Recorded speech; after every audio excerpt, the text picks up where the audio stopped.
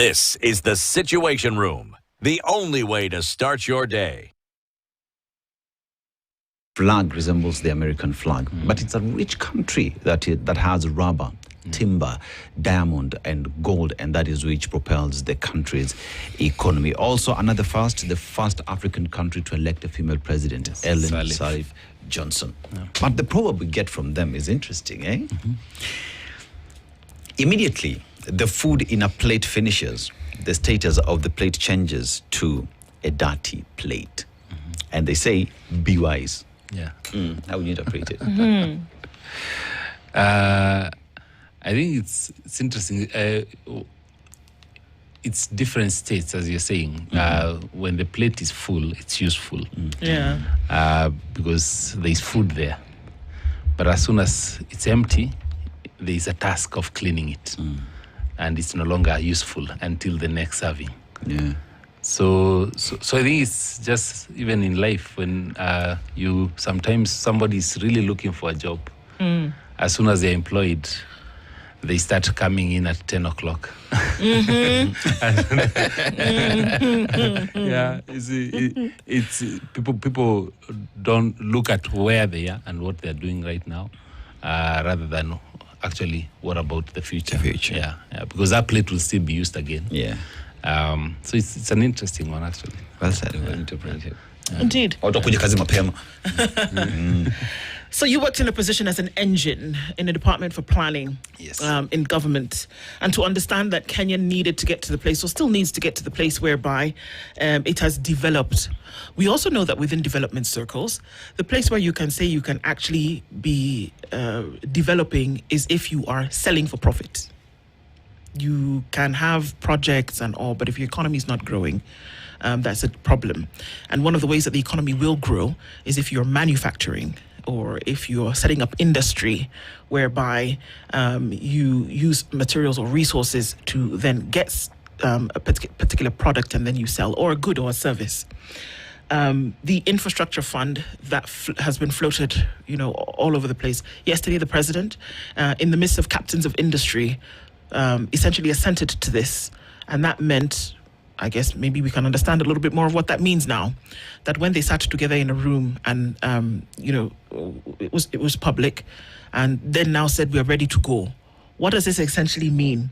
And as we're talking about financing Kenya's public infrastructure projects, this fund is for that. And as we get into that now, does this mean that now there's a turning point where the fund now has been made public and for all intents and purposes, all the bells and whistles are in place? Yeah, actually, because I think yesterday he assented to the Sovereign Wealth Fund. Sovereign Wealth Fund, yes. Because the Infrastructure Fund was before. Yes. Yeah. And the Sovereign Wealth Fund is supposed to collect about 30% of royalties from minerals, mostly, and of course spend the same amount on infrastructure and building and developing the country, like the other sovereign wealth funds from other countries. The infrastructure fund is which was passed before, was to raise up to 5 trillion, as said, for infrastructure. And that's the one where the IPO funds from KPC will go. Apparently went. Oh, went, sorry. Went. Okay. Then the funding from the sale of the proceeds from the sale of Safaricom, the 245 billion, is to go there. And that's, if you look at the allocations for such, you've seen even JKIA, they've already allocated 38 billion from there for the construction of the new terminal. So essentially, the model makes sense. Okay. The issue is the oversight. Because what happens is, without these funds, any money that comes to government goes into the consolidated fund. Consolidated fund is oversighted by the parliament and appropriated just alongside the budget. Any changes comes to supplementary. So parliament has huge oversight of the same. Okay. The Auditor General also has oversight on the consolidated fund. On the consolidated fund, yeah. If you look at the infrastructure fund, the Auditor General was there in the bill. In the second reading, that reading, Auditor General was removed. So you have 5 trillion, and it's the CS for Treasury who's picking the directors, picking the CEOs, and whatever project is to be funded is passed by cabinet. Yeah. So essentially, it's the entire executive that runs it from the beginning to the end. And you see, when there's some notion from certain quarters of government that anybody who speaks out against such issues is seen as the anti-development and anti-infrastructure. But that's not the case. I think all of us, we're saying it's our money. It's our children's money, our grandchildren's money, because these are funds that will be there for the future. And for that reason, we need oversight. Sometimes somebody has good intentions, but as soon as they start doing good, something gets to them, and they decide not to do good for the country and do good for themselves. Let's understand. So there are 2 funds that we are dealing with here. There's the infrastructure fund, which, I mean, you rightly said is already in place. Yes. And that with the divestiture of KPC, for example, some of that money goes there. All of it. All of that money goes there. Yeah. And Safaricom, which the court then just decided the other day that you can go ahead with this thing. Yeah. That money also went there. Yeah, the 245 billion. Yeah, 245 billion. And that's supposed to be for infrastructure projects. For infrastructure projects. Now, this sovereign wealth fund, which the president, together with captains of industry yesterday, essentially assented to, means that you set aside money, like you said, from mineral deposits and things like that. Yeah. The money that is going towards the sovereign wealth fund is already available. It's available. Where does it go today? I think most of it goes into the consolidated fund. Okay. Because it's proceeds, and any proceeds from sales goes into consolidated fund. I think probably what the president is saying is, but it has also not been a lot. So because we don't have huge deposits that have been extracted, probably we do have like the oil, the tallow was there, but really didn't. You have the Murima Hills, you have the coal deposits, you have the not Lamu, the Kwale. So all these things have been there, but probably what has been done is because they are one-offs. Yeah, the funding has been going directly into the Ministry of Mining and Consolidated Fund. Okay, but now they are being separated and put into their own different funds. Okay. Yeah. But even as we talk about the Sovereign Wealth Fund, my question, how I'd look at it, or rather how I expected it to be done, is that there ought to have been a proper feasibility research, R&D, to just find out how much we are looking at as a country in terms of our gold deposits, in terms of prospects. How much is that worth? You know, we look at the gemstones in Taveta. How much is that worth? We look at the oil deposits that we have. So that at the end of the day, when we say the Sovereign Wealth Fund is at this point, but we expect to grow it to this level, because based off research, this is how much the mineral deposits we have in the country is worth, and that through that, then the government perhaps should also be to be intentional in processing and going deeper to get value for that product. Because all I'm hearing is there is money somewhere that will go into this fund, but there is no conversation on how much the entire kitty is worth in the country in terms of minerals and what we intend to do with it.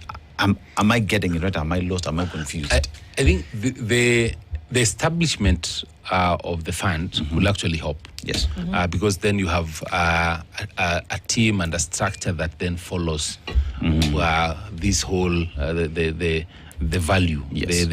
You have a team that then starts asking questions. The gold in Kakamega, how much is it? Yeah, and how much has been sold? How much has come to us? Questions that were not being asked before. Right. The tallow oil, as Kenya is signing these agreements with whoever, somebody will be there asking, by the way, you know, we have to get 30% of the share. So how much is it? How can we get more? So I think if it is actually done right, and I hope it will be, you could actually end up getting more value. It's a good thing. I think it's a good thing. Yeah, and I think just in the policy of it is now where you start to ask the questions in terms of how it's actually going to roll out. Because Norway as a country came up in the conversation yesterday a lot. I think every single captain who was there yesterday talked about the fact that they were benchmarking on Norway.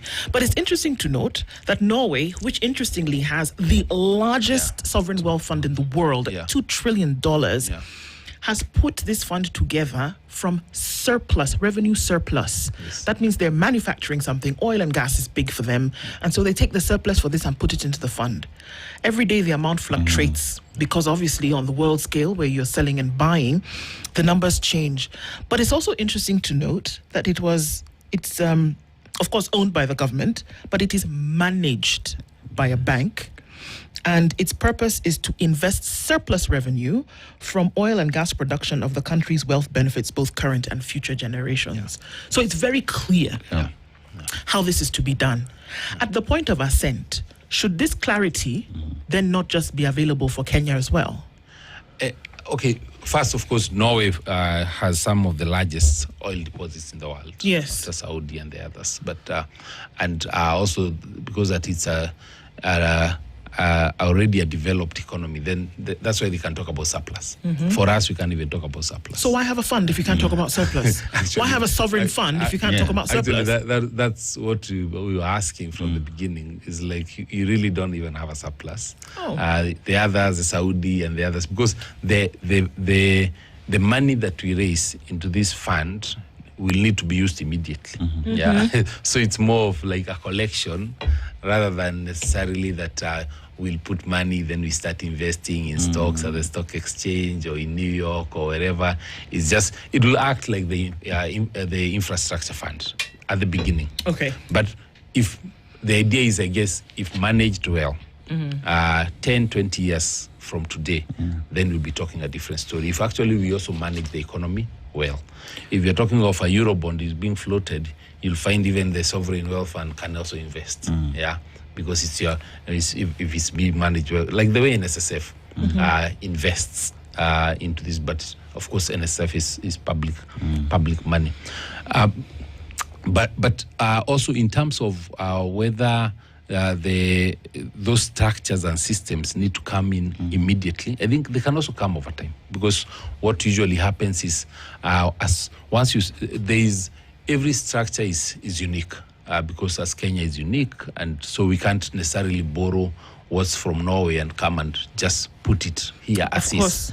So you'd need a team that starts working on it, puts it together, says actually this one is not working, let's change it like this. Okay, the gold deposits actually are more, let's have a bigger team looking at gold. We still have cobalt, we have the gemstones, we have oil now coming in. So we maybe want to restructure tallow, need to bring in some money. So I think having them there, I think as a wealth fund, if you actually have a very well and dedicated team that is put in place, not political, for political expediency, but actually for posterity, then they can actually start putting together the structures that in 5-10 years will see us having a functional sovereign wealth fund. I mean, at the center of it all, as you are in your opening statement, is the aspect of oversight, you know, because whether you look at the sovereign fund or you look at the infrastructure fund, the biggest question is, does Kenyans, through their elected leaders, able to look at this fund and what it's doing and where it is going? Because all you're hearing is it is the executive that has the eyes. The Auditor General is nowhere to be seen. Parliament, the people's representatives do not have the eye on it. And where Kenyans find themselves is, we don't trust that there is good intention in setting up of these funds. So how do we move with something that already is tainted from the go? You see, the issue of, in particular, the current administration is not interested in oversight, in being oversighted. And so all the different structures you're seeing are actually structures that are try to kind of remove oversight. Even if you look at the large infra projects that have been done, if you, for example, you look at Bomas. Bomas There's initially a Turkish company that had been awarded the tender for that 2 billion. Later on, I believe around January, February this year, the president, on being pushed, said that it is going to cost us 45 billion. Yet the initial tender was 32 billion, which was cancelled. So then given to another one for 45. So the price per square meter was about 18,000, which was making sense at that time. Now ends up at around almost 30,000, which is way above. And who's supervising it? The DOD. Yeah. So there is no parliament, no ministry. It's under the Ministry of Wildlife. The security, they are not the ones supervising. Go to Talanta, same thing, supervised, and DOD sports ministry should be the one in charge. Just even before the tender was awarded, they were told to transfer 2 billion shillings to DOD. Project starts off at 33 billion. By the time it ends, it is 43 billion, another 10 billion overspent. Yeah, no one to oversight, nobody to question it. Yeah, so look at JKI. Yeah, it's 155 billion, as they say. Yeah, the initial one, which was the one for Adani that everybody refused, was almost, I think, 235 billion. Yeah, so what changed? Because I don't think the scope changed. And remember that Adani was to still keep 18% forever. So it's gone down by about 80 billion for the same thing, and Kenyans get to keep 100% share of the whole thing for good. So and these are the questions that are things that are making Kenyans ask these very hard questions of why don't you want to be oversighted? Why are you removing parliament? Why are you not involving the auditor general? On the one for Talanta, even as you know in government, anything above 5 billion shillings contract has to be approved by the Attorney General. Speaker Muturi, former AG, was clear on this one that actually they did not bring to his approval, the contract for the Talanta. Yeah. If you look at the Rironi, and for us, we support infrastructure. Yeah. We are happy with when the country is doing well. But how do we explain that we cancelled a contract for 163 billion, paid another 7 billion for cancellation fees, and then signed a contract that is going to cost over 200 billion? Yeah. So if the executive doesn't want to be oversighted, then they shouldn't have such glaring queries or questions. Look at the SGR. When I was in the Ministry of Transport, we are the ones who did the phase 1 and phase 2. Phase 1 and phase 2A. The Mombasa to Nairobi and Nairobi to Naivasha. And so phase 2B and phase 2C, which was now Naivasha to Kisumu and Kisumu to Malaba, was going to cost between 310 billion to 370 billion. Right now, it's going to cost between 582 billion and 700 billion. Yeah, more than double. Yeah, but there was no tender that was floated. The specs have not changed. I just understand they're saying they're going to put up an additional culverts, and the financing has changed from concession to commercial, and one or two things, but it's Kenyans are not allowed to ask these questions. Yeah. Yeah. So that's the problem here that we are dealing with, because the comment that you made earlier of, when you question some of these things, it would seem as though you are anti-development. Yes. But the things that you raise, if we looked at them in detail, if these things were actually done properly, then there would not really be an issue. No. Because who doesn't want a country to develop? Yeah. And some of the things that you speak about are actually solid projects. Yes. Why not just do them properly? Yeah. The truth of the matter is that if you can't explain where an extra 10 billion shillings has come from, or what it's not where it's come from, that what it's going to do, then there's a problem here. Yeah. Does the conversation about sorting out your basic needs have any merit in this conversation when we talk about an economy that is already suffering, when we talk about a micro economy that's suffering? At the macro level, Kenya seems to be doing really well. But when you look at what then is available to Kenyans, should you be having such grand conversations, or rather such grand projects, when you still are struggling? It's almost like saying we can't eat 2 meals in a day, but we have bought a holiday house in Malindi. Yeah. I don't know. Can you have that kind of conversation? And I think it's and I always say, like even today, Norway, with the amount of money they have, they're still building roads. They're still building energy plants. They're still doing all this. So even for us, I don't think we need to operate as though after 5 years we'll stop building roads. Yeah, we say we are now doing everything now. Yeah, we will not. We need to do the roads, the rail, the airports, the ports, everything within the next 2 years. Yeah, and because we always say in economics that the amount of money you have is always going to be enough if spent according to your priorities. Yeah, so if you have 100 shillings and you have things worth 1,000 to pay, don't think about the 1,000. Think about of your 100, and then now prioritize within that 100, and you will survive. You 100 shillings unampatia tatu, yeah, and unaendelea hivi until everybody is sorted. Yeah. So for us, when you're looking at the infra projects, in my opinion, there is what we call the four tests.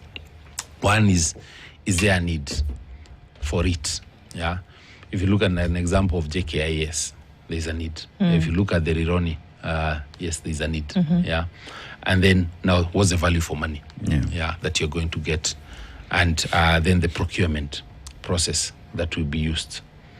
If you look at the Adani, in their document, they had actually said that government should not, in the government proposal that Adani, which was approved, it had indicated that government should not do competitive bidding because it will take too much time.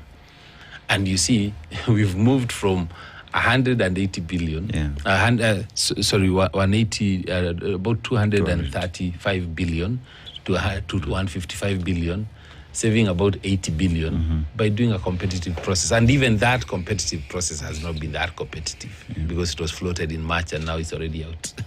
Yeah. So essentially that's the value of the procurement process. And that's why section 201 and 227 of the Constitution actually talks about public, the procurement of public items. And then finally, it's national interest. Is this investment going to create jobs, be of value to country? Yeah.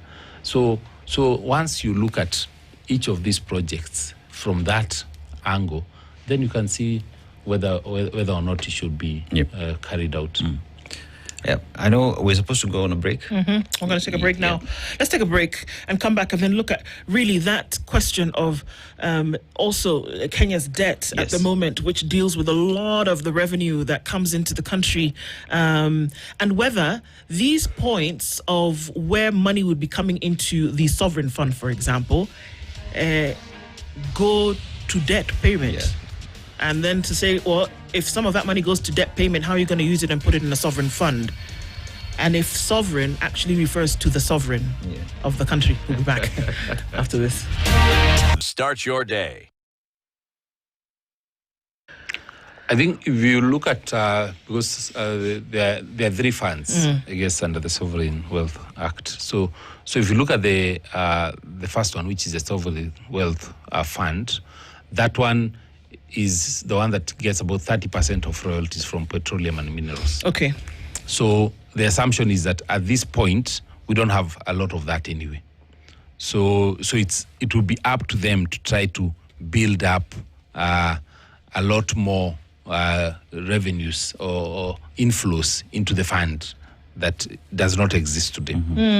The infrastructure fund is supposed to bring in revenues from sale of government assets. Now, like under the privatizations, and you've seen, and I think it came in because of the list and schedule of companies, government entities to be privatized.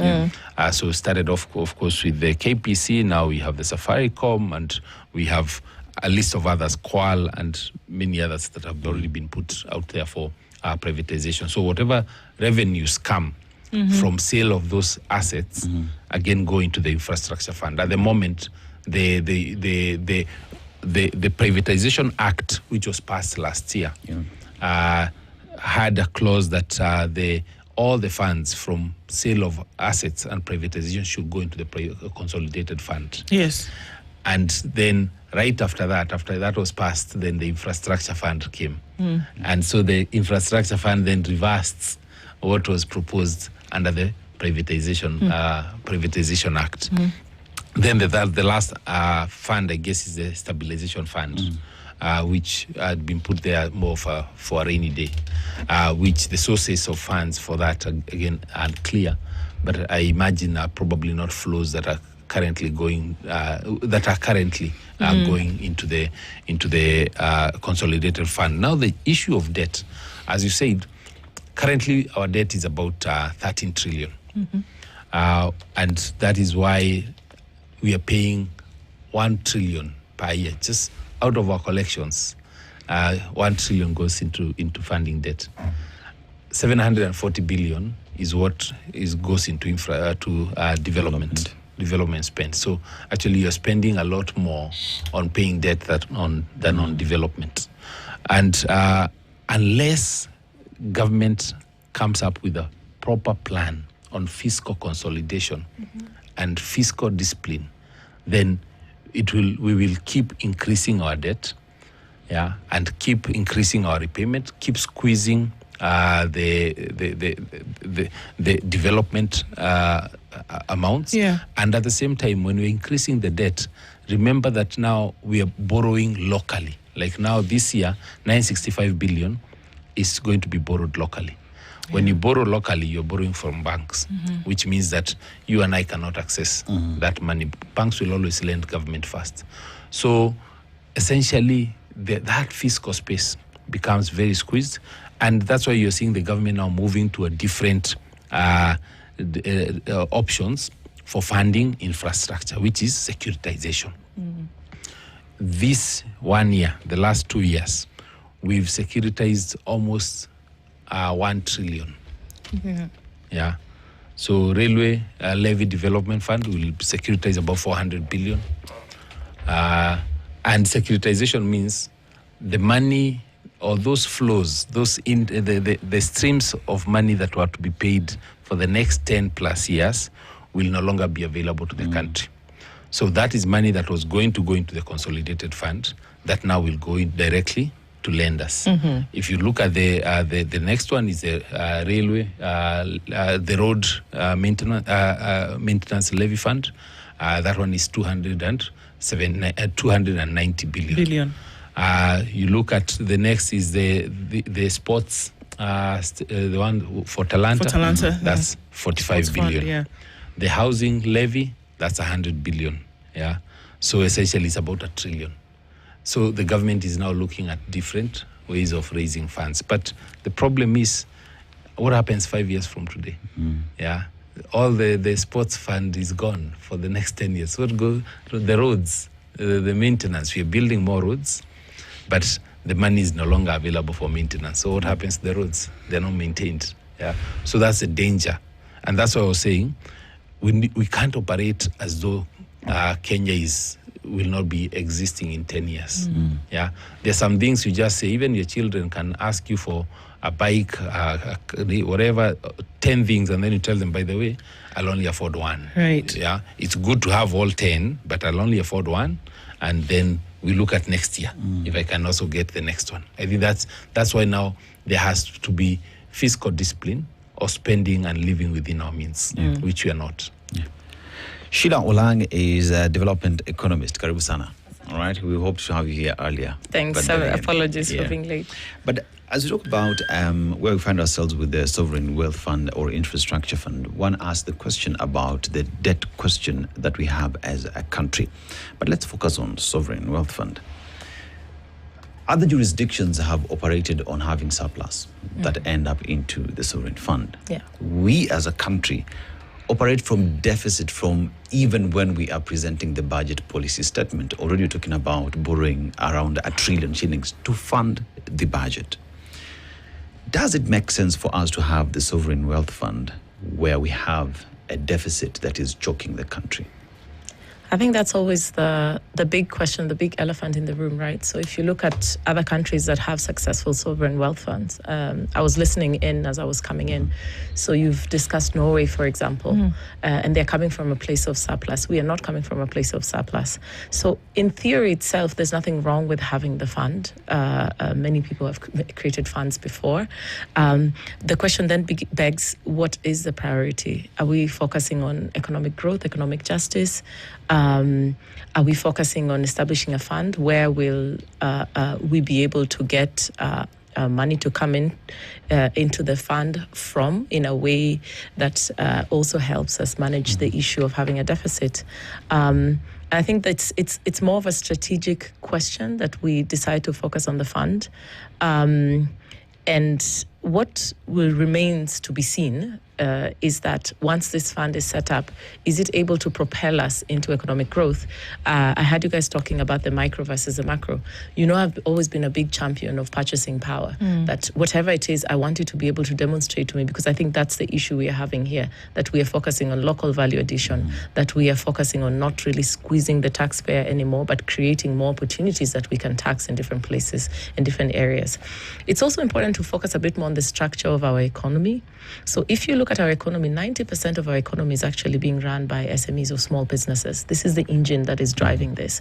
So even as we are trying to prioritize which infrastructure projects we want to work on, there's a big shift that needs to happen economically. We need to move from the wholesale retail space and move into the manufacturing space where we are actually creating something, moving things.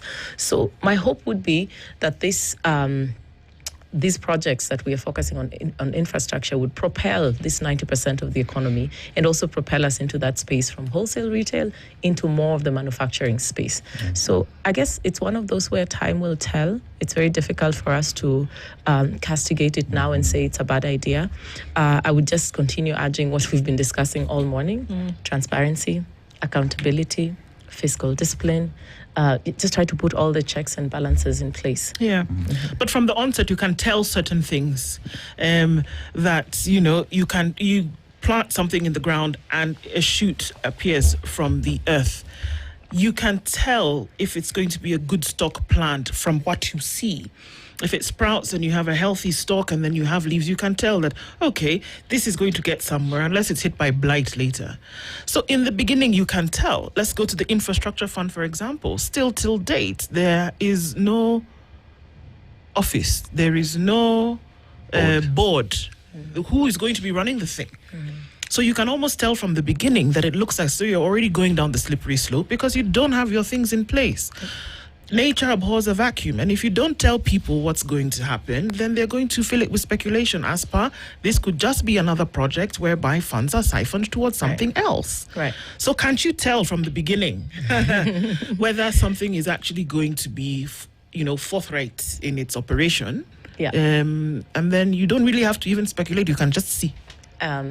For the infrastructure fund, I think we were here also discussing it. And my biggest question always remained with the issue of contingent liabilities, like the backstops with who. That wasn't quite clear when we were discussing the infrastructure fund.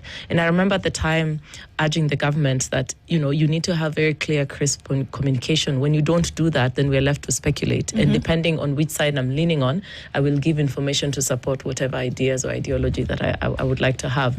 So is it the fact that it doesn't exist, or is it the fact that it hasn't been communicated, right? And I think that then the responsibility relies with the powers that be, that they should be able to communicate, be very clear, and say, because this is Kenyans' money, right? This is your future. So essentially what you're doing is you're saying, I'm going to gamble, with the future that I could have had later, and I'm going to spend it now. And what we would simply ask for is, even if you're going to do it, our job will simply to task you with being responsible, with being accountable, and with being transparent. You saw that in 2024, for example, when we refused to have the Adani deal. And now when you see the deal that is coming, it looks a little bit healthier, right?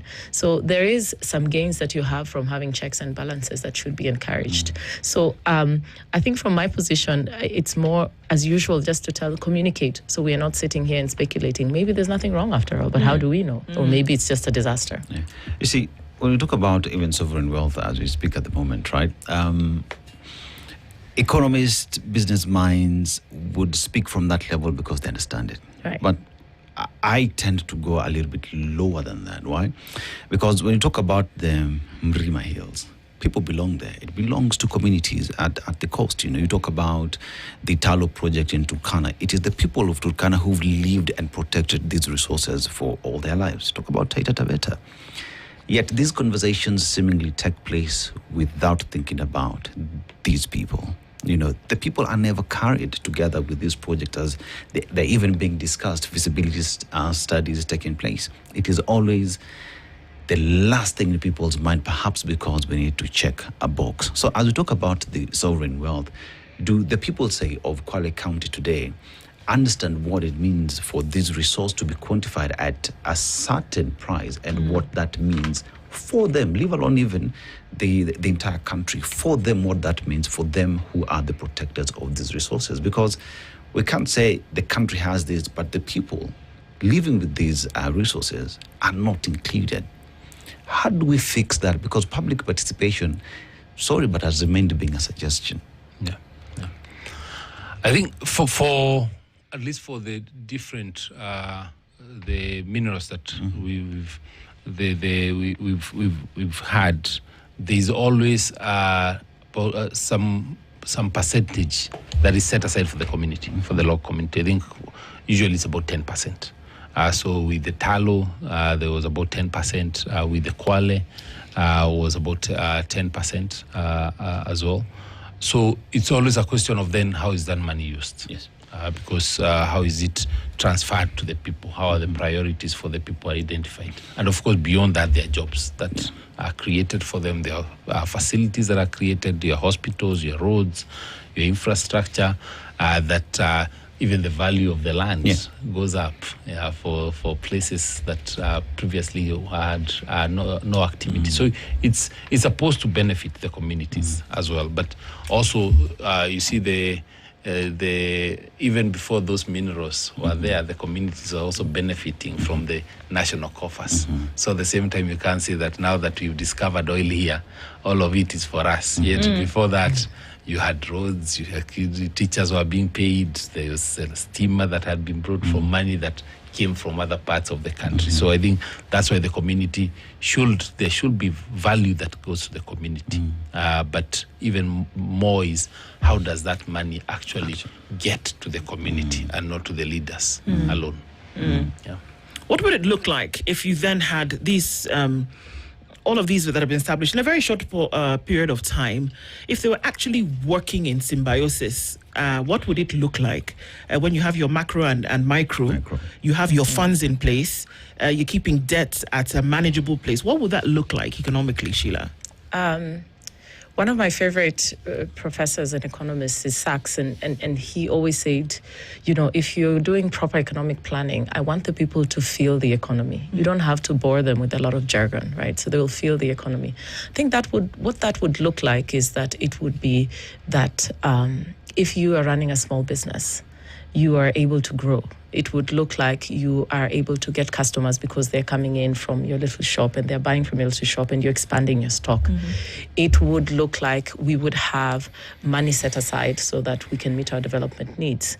I'm a huge champion also of having the government act as a conduit so that you use the private sector to meet your development needs. So as a government, you don't need to worry about employing people. Just create the right environment. Manufacturers will come in, they'll set up industries, and then they will employ these people for you. When they employ these people for you, there's, employee benefits that they will have. They'll be able to give them health insurance. So then they can pay the SHA, pay into the SHA. These same employers will be able to give them, retirement benefits. They'll pay into it. You have school systems that work. When you have manufacturers sectors or industries in place, you're able to get much better tax benefits out of them. From these tax benefits, you're able to develop your infrastructure, your school, etc., etc. So for me, it's okay to focus on the big indicators, but really most of us Kenyans don't need to know how all of these jargons work. They just want to be able to say, when I walk into a supermarket today with 5,000 shillings, what am I able to get with that 5,000 shillings? And how much anxiety am I having with it? I think that's what we're grappling with as Kenyans versus what I was able to do 5 years ago. So even as we do these measurements as economists, we always use something called a food basket because it's very basic. I want to be able to know if I walk into the market with 5,000 shillings, what can I buy and what can't I buy with it from this period as opposed to the next period. So for me, that's what it would look like.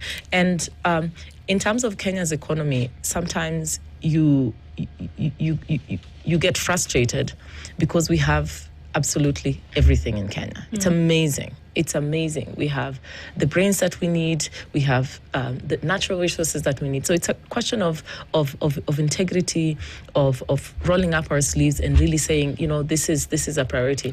And honestly, a lot of political goodwill. You need a lot of political goodwill that you can actually focus on the well-being of the people. And you can say, you know what, as much as we have oil in this particular place, I want to think about Kenyans and Kenyans.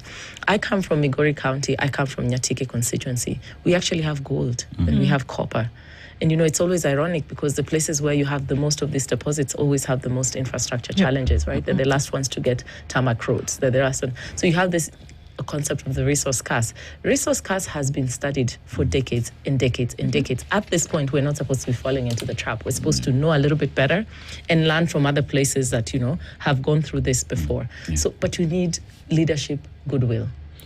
But even as you talk about goodwill, Nyakera, again, we have just discussed about the oversight aspect of it all, where, as we speak right now, the public does not have eyes to where those funds will be going to. The buck stops with who exactly.